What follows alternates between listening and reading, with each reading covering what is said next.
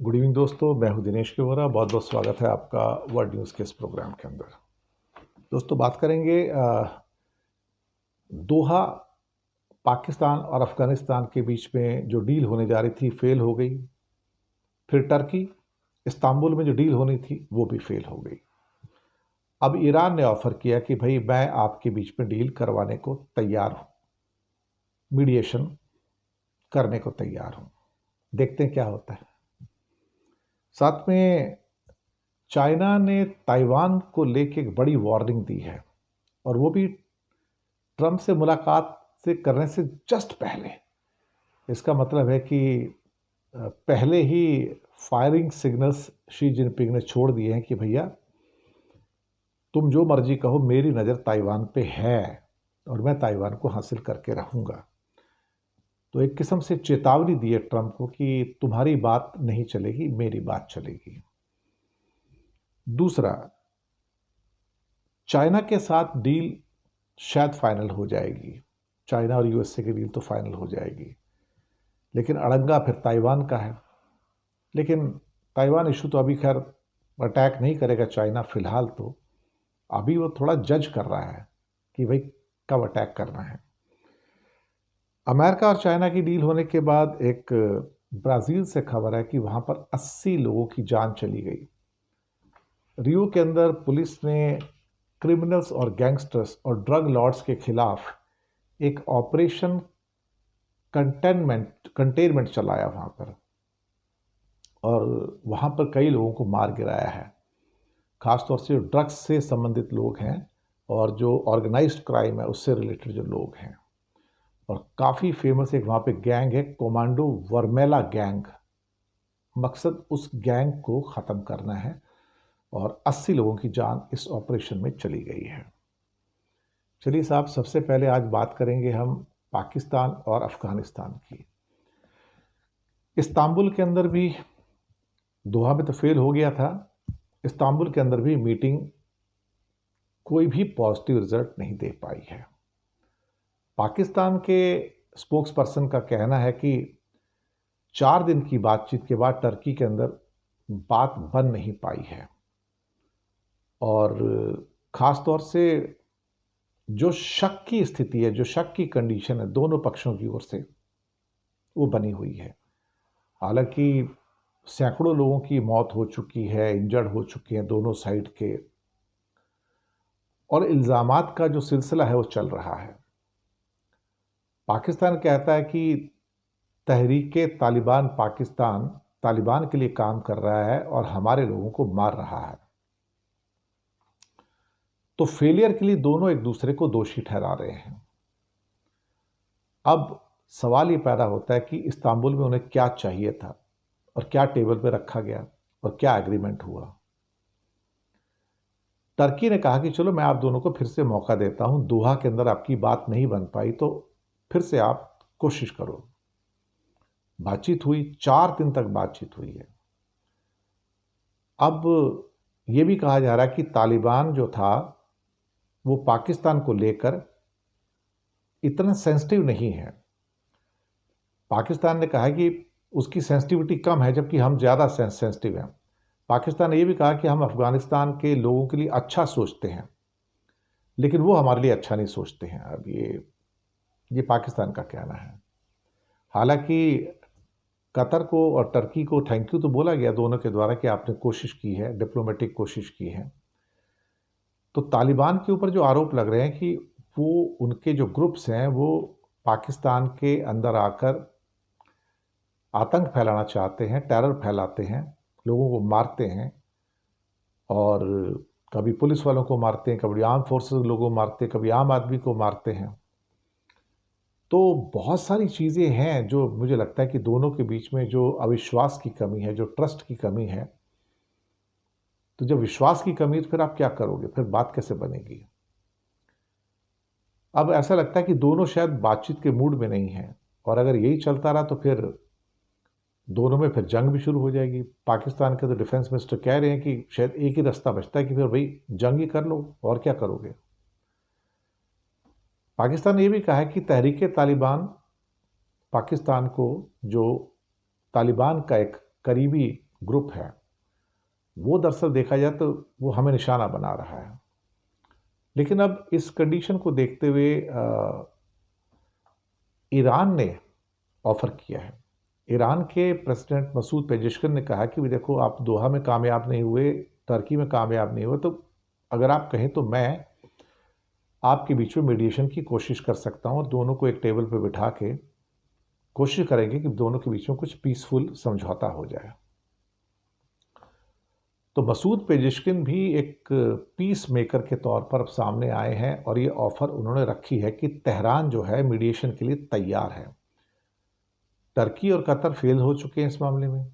अब ये जो ऑफर आई है वो पता नहीं एक्सेप्ट होगी या नहीं होगी, लेकिन मुझे लगता है कि जहां दो कोशिश की गई हैं वहां एक कोशिश और करके देख लो।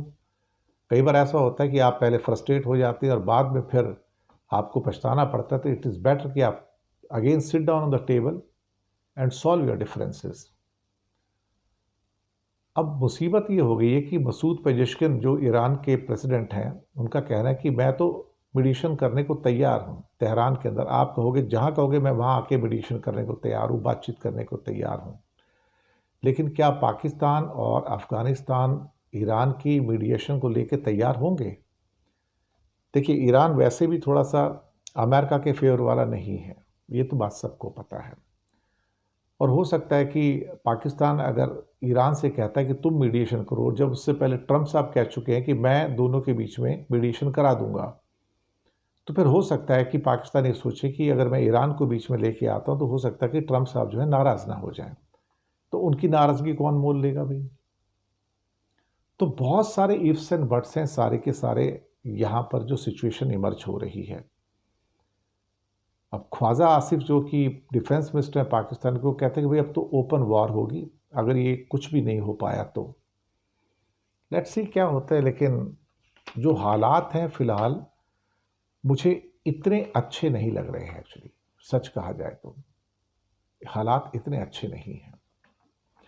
दूसरी खबर पे आते हैं कि ट्रंप साहब की शी जिनपिंग से मुलाकात तो होने जा रही है, लेकिन उससे पहले ही चाइना ने ताइवान के ऊपर बात करके मुझे लगता है कि एक नया राग और छेड़ दिया है। चीन की तरफ से ताइवान को लेके एक सख्त मैसेज दिया गया है और कहा कि हम पीसफुल चीज़ों का समर्थन करते हैं, लेकिन ताइवान हमारा हिस्सा है, ताइवान किसी और देश का हिस्सा नहीं है और उसे हमारे पास आना होगा। उसके लिए अगर हमें ताकत का इस्तेमाल करना पड़े तो हम ताकत का इस्तेमाल करेंगे। उनका भी कहना है कि वन कंट्री एंड दो सिस्टम वो थोड़ा मुश्किल हो जाएगा, आपको हमारे साथ आना ही होगा। और हम इस बात से इनकार नहीं करते कि हम ताकत का इस्तेमाल करेंगे, यानी कि मिलिट्री का इस्तेमाल करेंगे, और जो भी ज़रूरी कदम हो सकते हैं उन्हें उठाने का ऑप्शन हमारे लिए ओपन है। दरअसल अचानक से ट्रेड डील से पहले ताइवान के ऊपर एक सख्त मिजाजी ये बात बिगाड़ सकती है।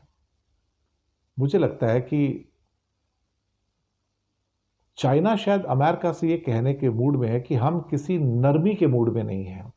अगर आप सोचते हो कि हम नरम हो जाएंगे आपको लेकर, तो हम नरम होने वाले नहीं हैं। अब हमें ये नहीं पता कि ट्रंप और शी जिनपिंग की बैठक के अंदर ताइवान का मुद्दा उठेगा या नहीं उठेगा, लेकिन एक बात तो क्लियर है कि चीज़ें ताइवान के फ्रंट पे थोड़ी कमज़ोर होती नज़र आ रही हैं। और वो कमज़ोर होता हुआ ताइवान, हालांकि उसको अमेरिकन सपोर्ट तो है, वो मुझे लगता है कि अमेरिका के लिए और साउथ चाइना सी के अंदर इट डजंट ऑगर वेल। और जो मैंने एक खबर भी दी थी कि ईरान का एक सेंसेशनल जो एक दावा आया है कि जो 27 अक्टूबर को एक हेलीकॉप्टर और F-18 विमान, फाइटर विमान जो अमेरिका के क्रैश हुए हैं, उनके जो एयरक्राफ्ट कैरियर से उड़े थे 30 मिनट के डिफरेंस पे, उसको चाइना ने गिराया है, और वो भी इलेक्ट्रोमैग्नेटिक पल्स वेपन का यूज़ करके। दुनिया में पहली बार इलेक्ट्रोमैग्नेटिक पल्स वेपन का यूज़ करके चाइना ने अमेरिका का हेलीकॉप्टर और F-18 फाइटर जेट गिराया है।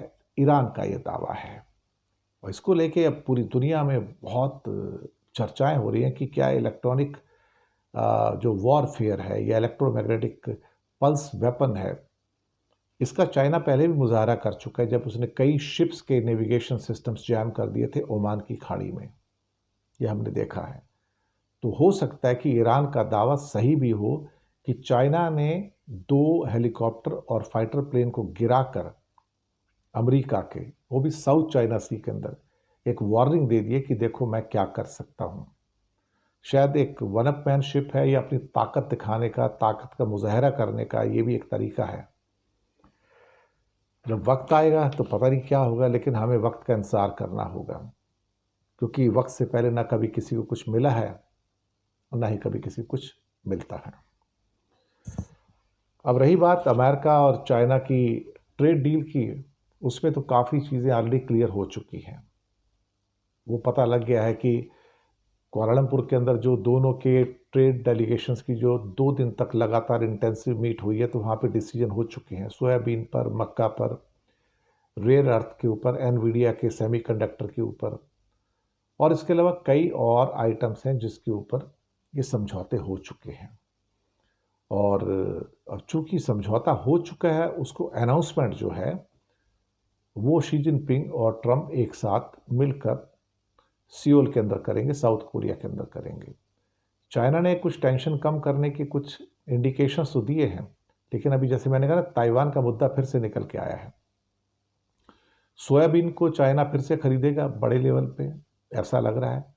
इसके बदले में चाइना को भी कई जो चीज़ें अमेरिका के द्वारा जो टॉप टेक्नोलॉजी की हैं, जिसको अभी तक अमेरिका टाल रहा था, हो सकता है उसको वो देने को तैयार हो जाए।